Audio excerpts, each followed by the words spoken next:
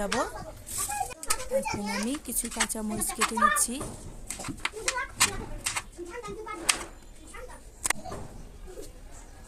তারপরে কয়েকটা রসুন কেটে নিব। সব কিছু কেটে নেওয়া হয়ে গিয়েছে। এখন আমি চুলায় গেলাম, একটু নিয়ে নিলাম তেল পরিমাণ মতো, তারপরে দিয়ে দিলাম কিছু রসুন যেগুলো কেটে রেখেছি।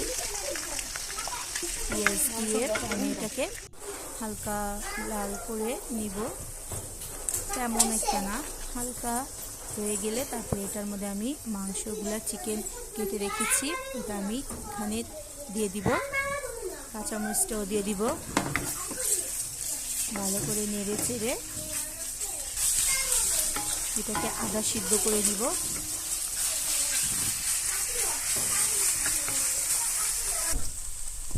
এখন আমার এটা হালকা করে ভাজা নেওয়া হয়েছে। এখন আমি এটার মধ্যে সামনে একটু পানি অ্যাড করলাম। তারপরে এখানে দিয়ে দিচ্ছি টমেটো সস, সবজিগুলো দিয়ে দিলাম।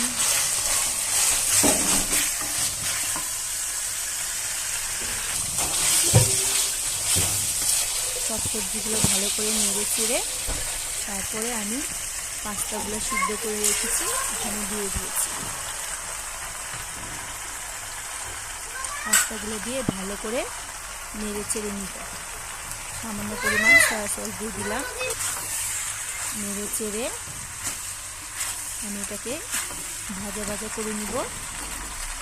তারপরে দিয়ে দিচ্ছি পরিমাণ মতো লবণ, ক্যাপসিকাম দিয়ে আবার একটু নাড়াচাড়া দিব। দিয়ে দিচ্ছি ক্যাপসিকাম দিয়ে আবার একটু নাড়বো।